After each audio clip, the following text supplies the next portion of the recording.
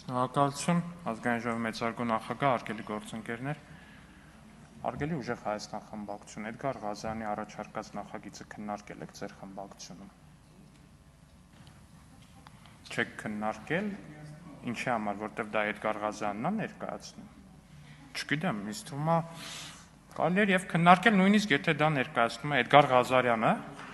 բայց ինչեւ է անցած ելույթն եմ ուզում հիշատակել պարոն Ղազարյան, դե գիտեք ինքը գալիս է այստեղից դիմում է միայն ձեզ եւ Հայաստան խմբակցությանը ու ելույթի ընթացքում ասեց դատվելու եք ձեզ պետք է գալու Արամ Վարդևանյանի ծառայություններ, մեզ չի դիմում ինքը, ակնհայտորեն մեր հետ չի խոսում, ելույթի սկզբում ասեց չի մեր ոչ մեր անունն է տալի, ոչ մեզ է դիմում խոսելուց։ Գալիս է ասում է հարգելի ուժեղ Հայաստան եւ Հայաստան դաշինքի անդամ падգամավորներ։ Դուք դատվելու եք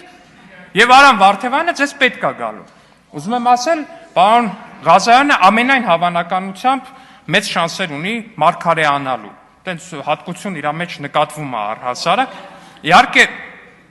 Իհարկե, այնուամենայնիվ պարոն Ղազարյանը ես հասկանում եմ իր շոկը որտեղից է գալի, ինքը պարբերաբար տենց մեր նկարների, մեր տեսանյութերի հետ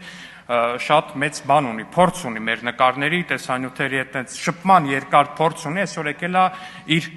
կուրքերին ու իր իդելներին որպես այդպեսին մոտիկից է տեսնում, հասկանում եմ հուզմունքը, բայց այնուամենայնիվ կոչ եմ անում, երբ որ ազգային ժողովի ամբիոնից եք խոսում, նախ առաջինը եկեք ներողություն խնդրեք հայ զինծառայողների մահը կամենալու համար։ Հարգելի ուժեղ Հայաստան խմբակցություն, այս խոսակցությունը չի փակվել։ Ձեր շարքերում նստած է մարդ, ով որ կամեցել է ուղիղ տեքստով ասել է հայ զինծառայողների մահը։ Դա չի փակվում, դա չի անցնում գնում, դա չի վերանում։ Ինչքան դուք այս թեման չնկատելու տակ, դրանից այս թեման չի վերանալու, քանի դեռ այստեղ խմբակցության անունից ներողություն չեք խնդրել։ Շնորհակալություն։